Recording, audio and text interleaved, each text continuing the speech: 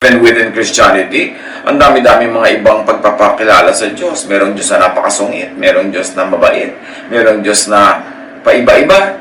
So, alin ba talaga? Paano makikilala ang Diyos? Merong paraan ng pagpapakilala ang Diyos na talagang foolproof. Yung talagang kitang-kita mo na hindi pwedeng i-maniobra ng tao, and that is nature. Romans 1:20, God's eternal power and character cannot be seen.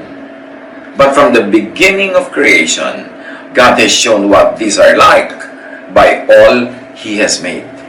In other words, bago pa nagkaroon ng religion, bago pa nagkaroon ng theology, bago pa nagkaroon ng iba't ibang schools of thought about God, nagpakilala na ang Diyos through creation. Gusto mong talaga makilala ang Diyos, walang halong misteachings, misgivings, misinformation, go to nature. Because God reveals Himself through the things that God had made. Now, God life, or God who is life, or life that comes from God, God life is in all forms of life. Job 12 then, every living creature is in the hands of God. Hindi lang hawak ng Diyos, kundi tinatahanan talaga ng Diyos, nandun ang Espiritu ng Diyos, dahil Diyos ang nagpapaandar sa lahat ng living beings. God life is interacting with all forms of life, automatically, hindi manually. Whether or not isipin mong hihinga ka, humihinga ka. Whether or not isipin mong kailangang maampat ang dugo sa sugat mo na biglang nahiwa, umaampat yon, even without your conscious participation. Kasi, nag-i-interact ang lahat ng life with other forms of life. Pre-designed yan ng Diyos, automatically. Kaya sabi nga na isang pelikula, life finds a way. And indeed, life finds a way to exist, to grow, to reproduce, to expand. Kita niyo sa mga tore ng mga lumang building, may mga nagtutubo ang mga damo. Hayaan mo lang yan, kung pakialaman, lalaki yan hanggang maging halaman. Gumagawa ng paraan ang buhay. May mga malalaking puno matutumba sa bagyo. Huwag mo lang bunutin, huwag mong tagain, huwag mong putulin. Mamaya, tumutubo na yun kahit nakahiga. Kaya maraming manggang nakadapa, nakahiga, nakatiwarik. Kasi life finds a way. God life is interacting with all forms of life consistently, firmly, creatively, and recreatively. Kaya marami nare-recreate out of creation. Maraming nabubuo na pagka pinaghalo-halo mga iba't ibang formula, nakakagawa ka ng iba na naman mga compounds. Kasi, ganoon ang paraan ng Diyos. Maraming pwedeng kombinasyon ang buhay. Kaya pwede ka mga crossbreeding pati ng halaman eh. Deuteronomy 32:39, I put to death and I bring to life. Tayo lang kasi in our human form, limited ang perspective natin, either dead or alive. Ang tingin natin sa mga tao, sa mga bagay, mga halaman, mga hayop. Pero sa Diyos, who is everything and in everything and who designed everything and who makes everything run, wala talagang namamatay at nabubuhay. Nagre-recycle lang yung life. Kaya pagka merong isang busal na mais na nahulog sa lupa at nabulok at naglaglagan yung mga butil-butil niya at tumubo, wala naman talaga namatay kasi nabuhay siya uli bilang bagong mais na naman. So at any time, merong isinisilang, merong namamatay, may lumalaki, may papaliit, papaatras, kasi paikot-ikot lang ang buhay. Parang tubig. May nag-evaporate, may nagko-condense, merong nagpe-precipitate, tumutulo, may nagfe-freeze, merong nagiging solid, liquid, gas. Pero sa tingin ng Diyos na lumikha, at any given time, tubig pa rin yun. So pag tinignan natin ang buhay from that point of view, hindi tayo siya masyado magiging attached to various stages of life. Kasi God who is life is in all those stages anyway. He designed all those stages and God runs all those stages. God life is intelligent.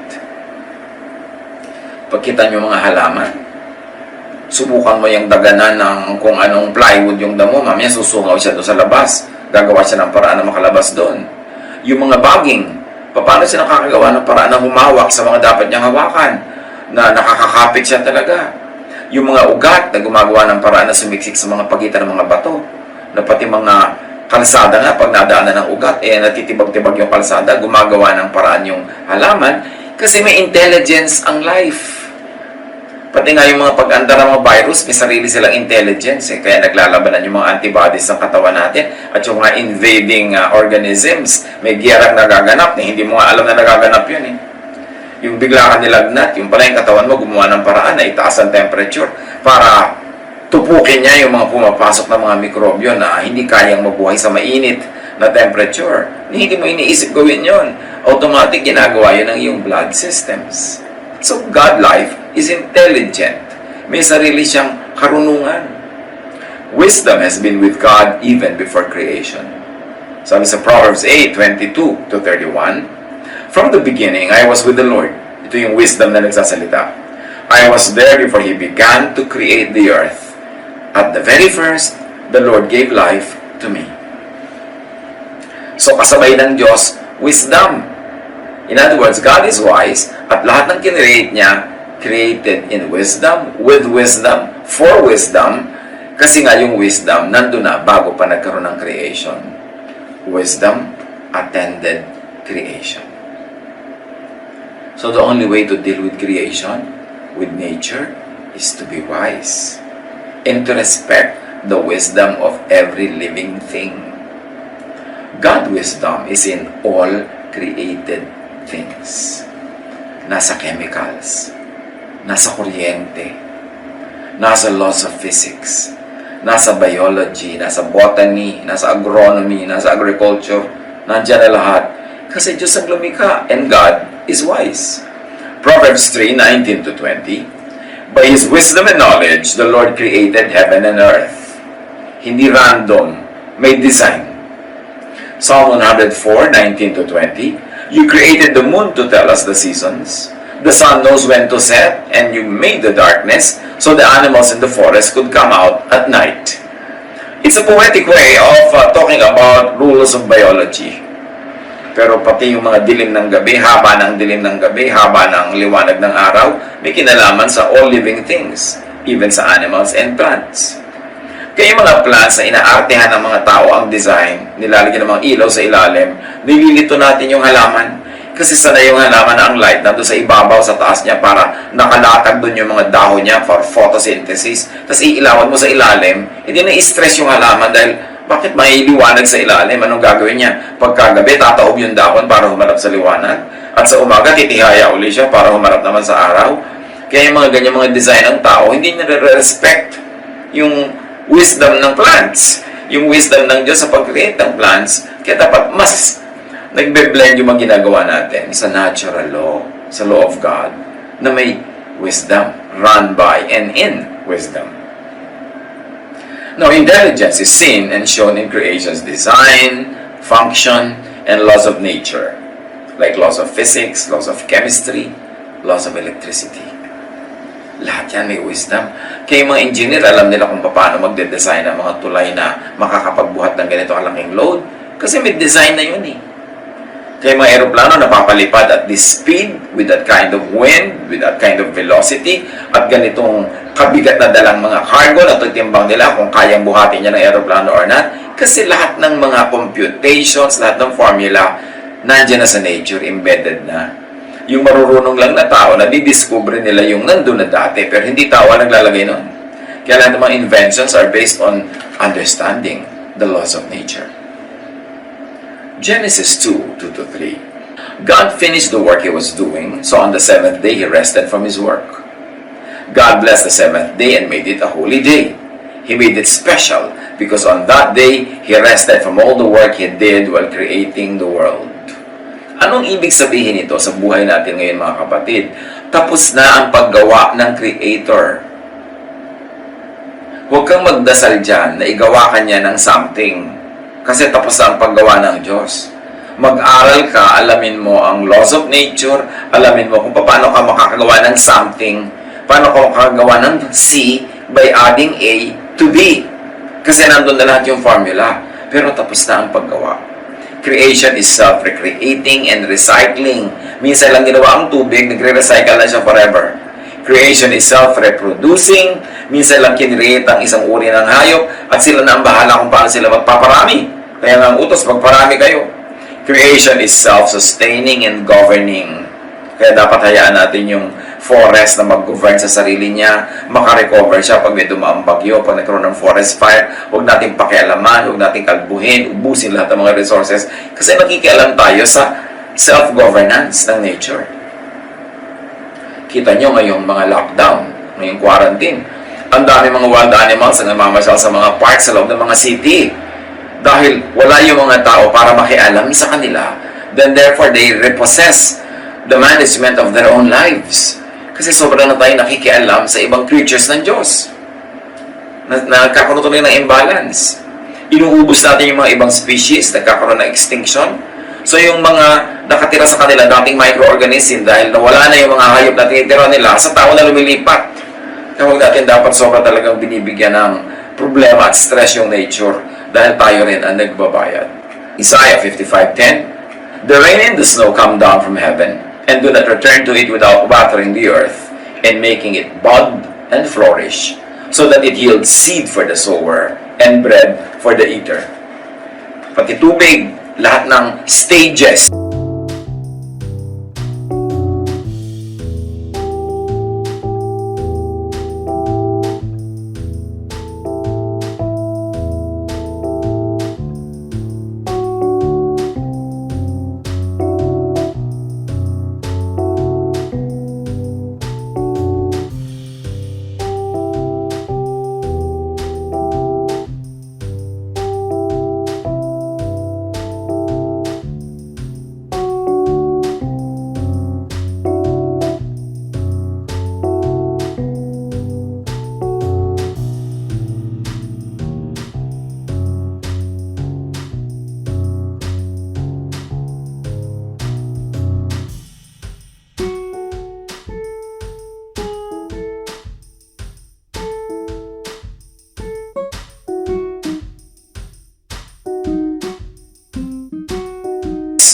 Ng water cycle, merong na-accomplish na purpose. Napapalamig ang atmosphere, napapaulan, nadidiligan ng mga halaman, napapasa uli ang lupa, na-nourish lahat ng life. Lahat, tuwing umiikot ang hangin, may na-accomplish siya, na re-recycle niya yung mga dumi, napapaalis niya yung mga impurities. May nangyayari. Kaya dapat sa buhay, hindi tayo talaga masyado mag-intervene with nature. Manatili tayo sa ating mga settlements, sa ating mga bahay, sa ating mga cities and towns, at hayaan natin yung mga bundok na maging bundok. Iwan natin yung mga dagat na maging dagat, hindi kaila-ilaliman ng dagat, pinapakialaman na rin natin, kaya tuloy yung life na di-disturb. Ecclesiastes 1:4-7, "Generations come and generations go, but the earth remains forever." Talaga yung earth, matitira yan. Kaya yung mga sinasabi na, kung matutupok ang planeta, end of the world, misreading yan of Matthew 24 and the book of Mark. Kailangan, balikan natin ang pagbasa niyan because the earth remains forever. All streams flow into the sea, yet the sea is never full. To the place the streams come from, there they return again. You see, their outstanding understanding of water cycle. Noon pa yung unang panahon sinulat.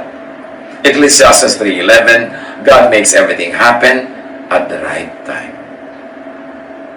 And God's creative work is done."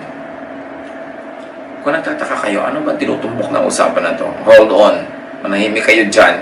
At makakarating tayo sa gusto nating tumbukin ng usapan na ito ng kinalaman ng God, ng natural law, at ng buhay natin.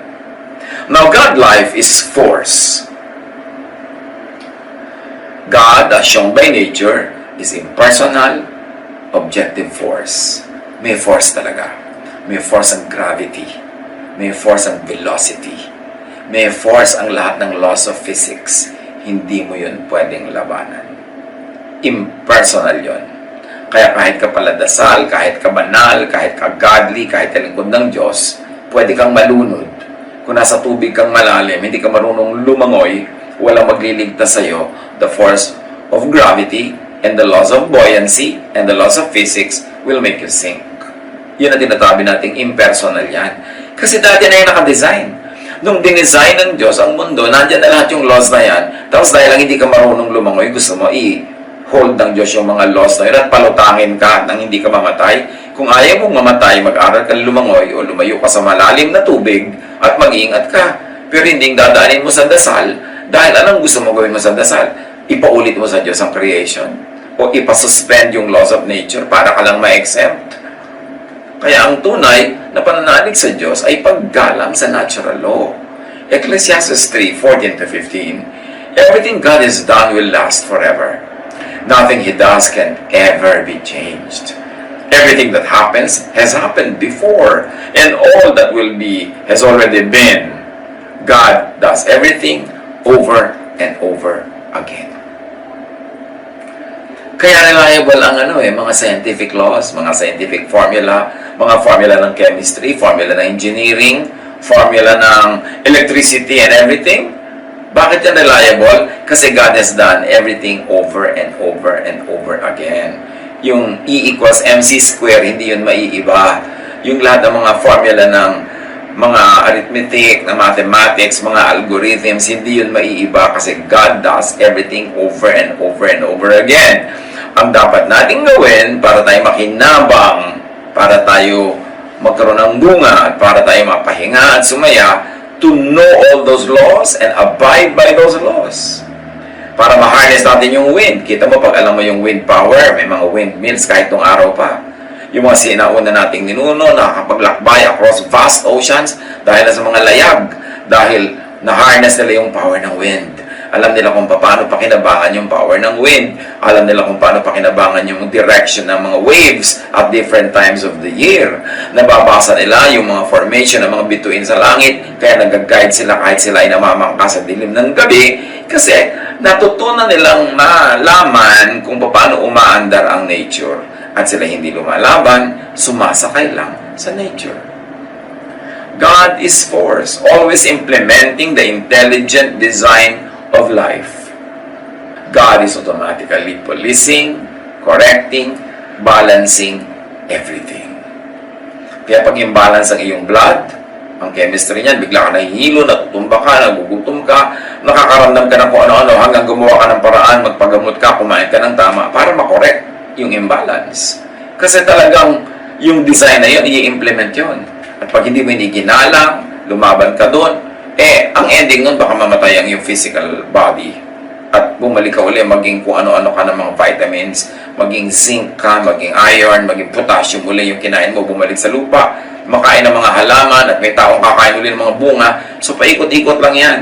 Because God does everything over and over again. Ecclesiastes 3:1-8. Everything on earth has its own time and its own season. There is a time for birth and death. Kung tayo mga talagang nananiwala sa Diyos, umasandal at umaasa sa Diyos, yes, normal lang naman na malungkot tayo pag kami namamatay, pero alam naman natin dapat na mamamatay ang lahat kasi isinilang ang lahat. May oras na mamatay, may isinilang na, may oras na para ikaw ay bumalik na sa iyong pinanggalingan. Ang mahalaga lang, habang narito ka sa form na ito, sa body na ito, magawa mo yung pinaka-dapat mong gawin, yung mga gusto mong gawin, yung mabuti mong gawin, mamunga ka, mag-enjoy ka sa buhay, makapaglingkod ka sa kapwa, matuwa ang Diyos sa'yo, and then pag tinawag ka ng Diyos, graduation na, march, and meet your Maker. Kasali yun sa buhay. God is automatically, objectively rewarding and punishing creatures that violate the intelligent design of life. Halimbawa, may intelligent design na dapat kang kumain ng tama, mag-exercise, dapat kang mag-relax. Pagka may oras ka mag-relax, hindi mo ini-stress ang iyong sarili, anong reward mo? Nagiging healthy ka, humahaba ang iyong buhay. Pero, inuubos mo ang iyong kalusugan sa bisyo, nagpupuyat ka, hindi ka kumakain ng tama, hindi ka nagre-relax, hindi ka nagre-rest, lagi kang galit, tumataas ang blood pressure mo, na-heart attack ka, na-stroke ka dyan, kung ano nangyayari sa'yo. Because God rewards those who respect the laws of nature, and God punishes those who don't. Now, God doesn't have to make a particular case for you. Hindi kailangan mo ba ng Diyos mula sa langit para lang i-reward ka o i-punish ka. Lahat yan pre-programmed na. Nandun na. Bahala ka na lang kung anong gagawin mo. At yun ang magiging bunga nun sa iyong buhay. Of course, that's an oversimplification because we're also affected by what other people around us do. But just the same, Pwede tayong umiwas, pwede tayong mag-ingat, o pwede tayong maging careless. Pero pag naging careless tayo, God doesn't have to decide na tayo ibigyan ng parusa. Aandar yung natural law. Halimbawa, lagi mong pinupuno ng sigarilyo at nicotine yung iyong lungs. Kulang ka sa exercise, kulang ka sa proper food, kulang ka pa sa rest. Magkakasakit ka.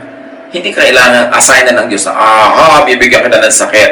No, nakatakda na yon. Mangyayari yon. If B, then Q. If you did A, susunod yung B. So kung ayaw mo ng B, huwag ka mag-A. Alamin mo how nature works. Because that's how God works. Because God is the author of natural law. Now, God is energy. God is energy, the energy that empowers, enables creation to exist and to stay as it is. And Colossians 1:15-17 mentions Jesus, the Son of God, in that breath. The Son is the image of the invisible God, the firstborn of all creation. Parang yung wisdom, bago pa creation, nandun na siya. For in Him, all things were created. Things in heaven and on earth, visible and invisible, whether thrones or powers or rulers or authorities, all things have been created through Him and for Him.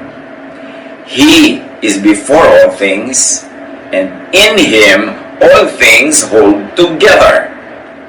If you like to think atomically, if you like to think cellularly, if you like to think in a way of chemistry, of electricity, of the laws of nature, sabi, si Jesus daw, in Him, all things hold together. At kung mahilig kayo sa sciences, you know that there is something that holds everything together. Masyadong jive, masyadong parallel yung sinasabi. Although magkaiba ng paraan ng pagsasabi, ang religion at ang science, but they're talking about the same thing.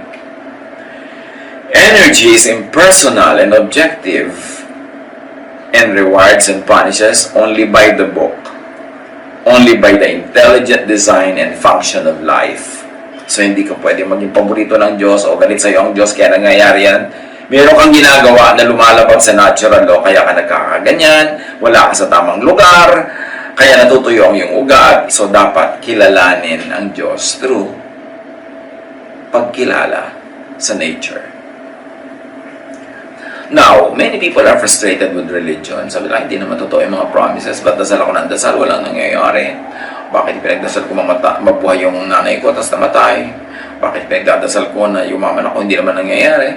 Well, religion frustrates when it humanizes and over-anthropomorphizes God.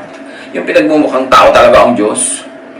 Religion frustrates when it imbues God with subjective feelings and emotions, and teaches that God could be manipulated by and through prayer, through offering and sacrifice. Now, that's a mouthful. Let me say it another way. Maraming religious teachings, pag inasahan mo, mabibigo ka. Kasi maraming religious teachings, ang itinuturo ang Diyos ay tao na pwedeng umutan, pwedeng hingan, pwedeng i-manipulate, pwedeng magbaby-babyhan ka sa harap ng Diyos at magnene-nenean ka para ibigay sa yung gusto mo. Maraming nabibigo doon. Kasi, ang ginawa nga ng Diyos, automatic na ang creation. So, huwag ka nang dumiretso sa Kanya, makibagay ka sa creation, makibagay ka sa natural law, para ka makinabang at para hindi ka maparusahan o hindi ka masaktan. Job 9:16-19. Yet even then, if He lets me speak, I can't believe He would listen to me. Sabi ni Job. Pointless. I will listen to God, but I will not make Him listen to me because He already given me everything I should hear. And that is given through natural law. So, yun na lang sundin ko. Huwag na ako makipagtalo sa Diyos, sumunod na lang ako. Because I cannot make God listen to me, but I should listen to God. Sabi ni Job. Should I try force? Sabi niya. Try force on God? Should I take Him to court? Could anyone make Him go? Pwede ko bang idemanda ang Diyos? Pwede ba ako mga tuwiran? Pwede ko ba siyang usigin? No! So, ang gagawin ko, susunod na lang ako para may magandang mangyari. Habakkuk 1:2. Our Lord, how long must I beg for you to help before you listen? Marami sa atin, ganyan na halos ang prayer. Why should we make God listen to us when He should be listening to God? 6 days, He made everything. And on the 7th, He rested. Tapos na siya ng paggawa. So bakit natin siya pagagawain uli? Bakit natin ipapa-remodel, restyle ang mundo para lang mag-fit sa kailangan natin at gusto natin? Dapat tayo ang makinig. Ginawa na niya yan. Mag-adjust tayo. Sumunod tayo. Nandun ang reward. Psalm 40 verse 6, sacrifices and offerings are not what please you. Gifts and payment for sin are not what you demand. 1 Samuel 15:22, but Samuel answered, which pleases the Lord more, burnt offerings and sacrifices, or obeying His commands? It is better to obey the Lord than to offer sacrifices to Him. It is better to listen to Him than to offer fat from rams. So, itong Psalm 40 verse 6 at 1 Samuel 15, isa lang ang sinasabi.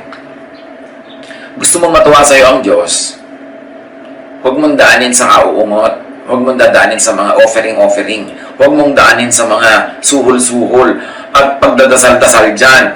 Ang gawin mo, sumunod ka sa Kanya. Obedience is better than sacrifices or offerings. And obedience to God is not only obedience to religious laws. Kasi maraming religious laws, invento lang yan ng mga priests, invento ng mga religious leaders, invento ng mga congregations. So, paano ka nakakatiyak na pag sumunod ka dyan, magpipilis nga ang Diyos? But, when you obey the laws of nature, dahil tiyak ka na Diyos ang may gawa nun, tiyak mo na malalagay ka sa tama. And that obedience is what I like to see here. Obedience to the laws of nature. So, gusto mo maging malusog ka, sundin mo yung laws of nature. Huwag mong daanin sa dasal. Kasi kung pinapabayaan mo ang katawan mo, hindi ka nag-iingat, tapos dadaanin mo sa dasal, mabibigo ka. Kasi anong gagawin mo? Ipapa-accept mo ang sarili mo from the product of not obeying natural law, of not obeying the law of God written in nature. Kaya yung iba na frustrate sa religion, nagiging atheist patuloy. Kasi sa mga mali-maling pangako ng religion about God, pinagkokontra-kontra nila yung religious teaching at yung science, samantalang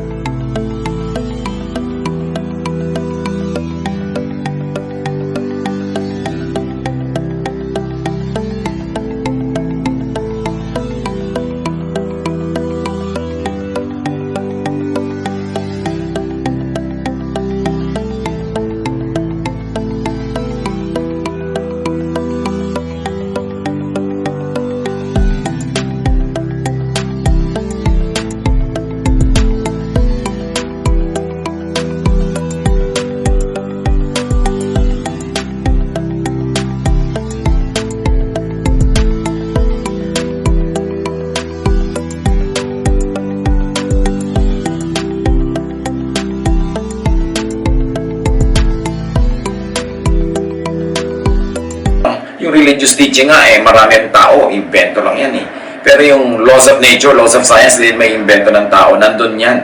Ang tao na di-discover lang niya how it works, na i-apply lang niya, kaya may kakaroon ng applied sciences. Napapakinabangan niya, nakaka-invento siya ng mga bagay out of what he understands or she understands about natural law. Yan kuminsan ang lagi ko na lamang na kuminsan ay dinaramdam. Yung ang mga tao na bibigo, nagtatampo sa Diyos, lumalayo sa Diyos, kasi naman mali ang pangako sa kanila ng religion. O magdasal ka ng 15 Huwebes at susundin ka ng Diyos. Sino may sabing ganun yun? Kahit dasal ka ng dasal, kung yung buhay mo naman hindi sumusunod sa natural law, yung blessing na gusto mo hindi pa rin darating. Yung ang tamad-tamad mo, sinabi na that what you plant, you harvest. Tapos wala ka pinaplant. Tapos dasal ka ng dasal na mag-harvest ka. Mangingisay ka kada dasal pero wala ka ma-harvest. Then magagalit ka sa Diyos. Magtatampo ka. Kasi nga, wrong yung teaching ng religion. Isaiah 45:9, woe to those who quarrel with their maker, those who are nothing but potsherds among the potsherds on the ground. Does the clay say to the potter, what are you making? Does your work say, the potter has no hands? So bakit ka ano makikipagtalo? Yan ang creator. So, sumunod ka na lang. Mag-adjust ka at doon ka sasaya. Pagka sinusunod mo ang kagustuhan ng maker, hindi dadaanin mo sa reklamo, dadaanin mo sa dasal. Religion frustrates when it teaches that God could be asked to do humans' biddings. Deuteronomy 10:17, "For the Lord your God is God of gods and Lord of lords, the great God, mighty and awesome, who shows no partiality and accepts no bribes." Tapos, yung ate mo sasali sa beauty contest, dadaanin mo sa kadadasal ka o offering para manalo siya. Pati ang Diyos, gagawin mong judge sa beauty contest. Yung may dalawang basketball team, maglalabanan, parehong nagpe-pray yung mga supporters nila na manalo yung team nila. Sa palagay nyo talaga, madadaan ang Diyos sa dasal na may kakampihan siyang isang team dahil sobrang ipinagdasal ng kabilang team? Isinasali natin ang Diyos sa ating mga human squabbles, human contests, human endeavors. Masyado nating pinapababa yung kanyang kalagayan. Sa palagay nyo talaga, pag may dalawang nagbo-boxing, may pipiliin doon ng Diyos na manalo. Siyempre nanalo yung nanalo kasi nakakondisyon ang katawan niya, kasi tama ang timing niya, kasi tama yung stroke niya, naka-earn siya ng mga points, at kinasihan siya ng mga judges. All of these things nagkakalakip-lakip. Pero, really? May dalawang magbo-boxing dyan, parehong nagpe-pray yung nanay nila, parehong nagpe-pray ang asawa nila, parehong nagpe-pray ang kanilang mga kaibigan. Sino kakampihan doon ng Diyos? Religion frustrates when it teaches that God could be recruited to side with certain persons or groups. Kahit mga political groups, pare-pareho naglalabanan, kami ang kakampi ng Diyos, evil yung kabila. Really? Sasali ang Diyos sa mga political circus ng sangkatauhan? Meron talaga siyang kakatigan dyan na partido? Religion frustrates when it teaches that God could be enlisted to serve the personal quests of humans. Yung mga Diyos ko, ibigay mo po sa akin ng lalaking yun para siya ang maging asawa ko. Ay yung tatlong babae pala kayo nagpe-pray para sa kanya. So, sino papakinggan ng Diyos? Again, natural law will prevail. Sino ba sa inyo ang mas kakakit-akit sa kanya? Ano ba ang kakakit-akit sa kanya? Physical, mental, spiritual, intellectual, ano ba? So, this will come into play. Hindi mo dadaanin sa pagmamanipulate at pag-ungot-ungot sa Diyos. Isaiah 40, 13-14, sino ang makapagsasabi ng dapat gawin ni Yahweh? May makakapagturo ba o makakapagpayo sa Kanya? Sino ang Kanyang pwedeng sanggunian para maliwanagan? Sinong nagturo sa Kanya ng landas ng katarungan? Sinong nagkaloob sa Kanya ng kaalaman at ng paraan upang makaunawa? Ang sagot, wala. So, huwag tayong makialam sa ganyang mga bagay. Religion frustrates when it teaches that God could be convinced to live the impersonal objective laws of life, of nature, to cater to humans' needs, wants, and whims. 2 Samuel 12:16-18. David prayed to God for the baby. David fasted and went into his house and stayed there, lying on the ground all night. The elders of David's family came to him and tried to pull him up from the ground, but he refused to get up or to eat food with them. Do you think that would be enough? On the 7th day, the baby died. So, hindi nadaan sa dasal. Hindi nadaan sa fasting. May ibang layunin ng Diyos. Kung minsan, nabuhay yung bata, gumaling yung may sakit, akala natin nadaan sa dasal. No, yun lang talaga ang kalooban ng Diyos. Kasi, kung nadadaan sa dasal ang pagpapagaling, kung Diyos ang magpapagaling niyan dahil ipinagdasal mo, paano yung mga walang nagdadasal para sa kanila, so hindi na sila gagaling? Anong ibig sabihin nun?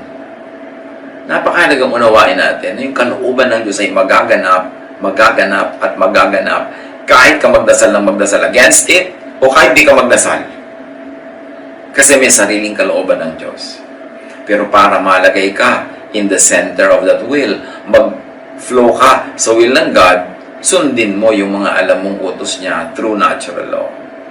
And then, ang laki-laki ng chances na yung gusto mo mangyayari. Pero hindi pa rin yung guarantee. Kasi sabi nga ng Ecclesiastes, time and chance happens to all. Minsan, walang dahilan na naiintindihan ng tao, Diyos lang nakakaintindi, pero sabi nga ng iba, ang tawag doon, and even the Bible calls it, may mga dinarat na ng malas. At kung nangyari yun, huwag mong personalin.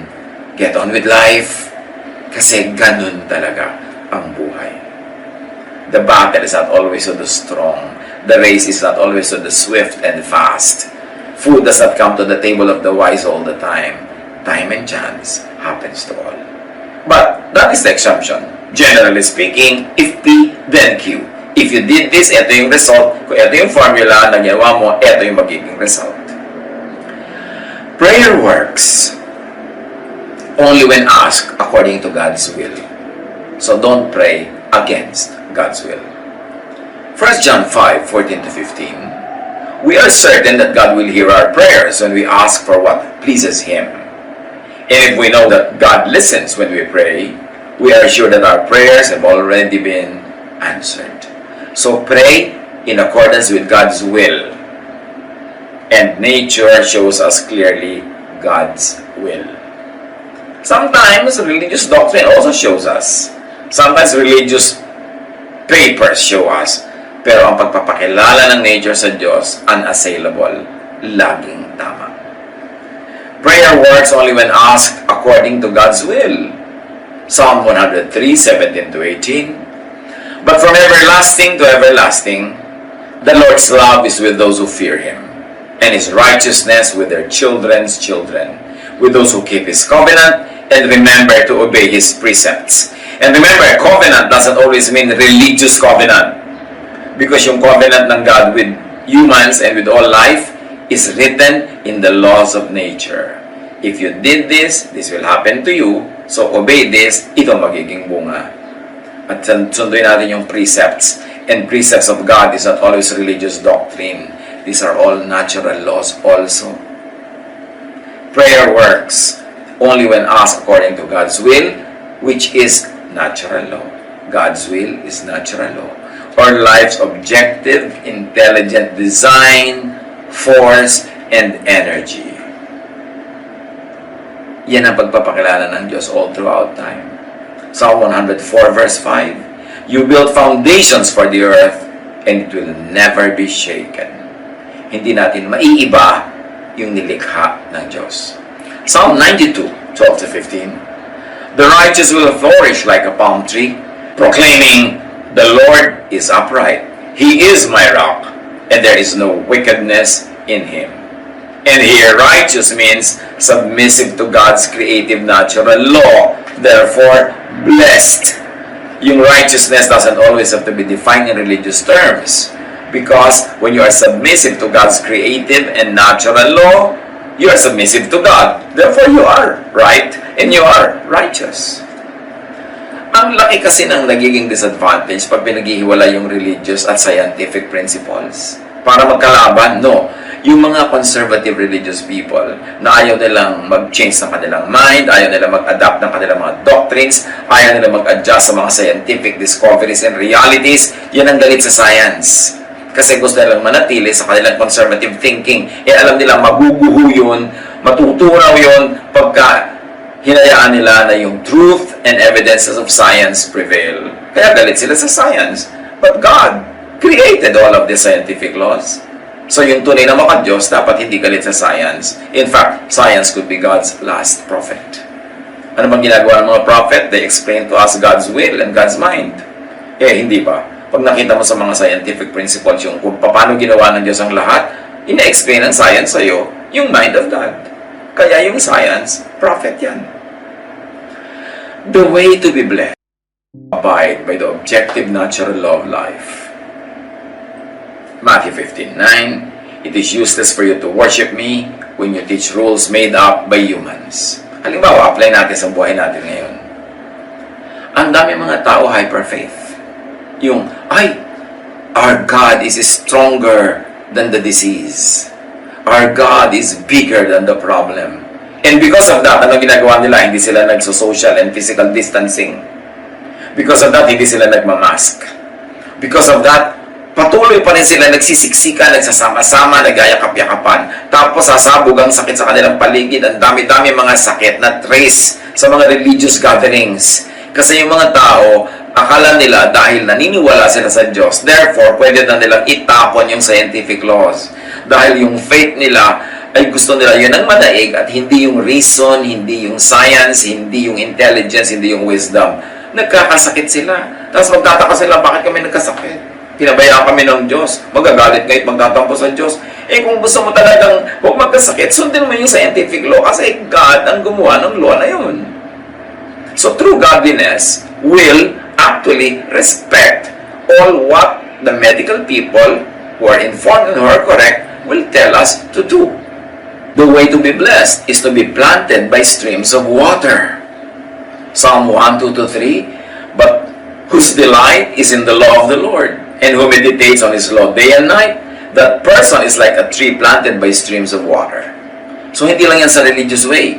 You want to bear fruit, you want to have fresh leaves all throughout the year, you should be planted by streams of water. Which means, when gusto mo malas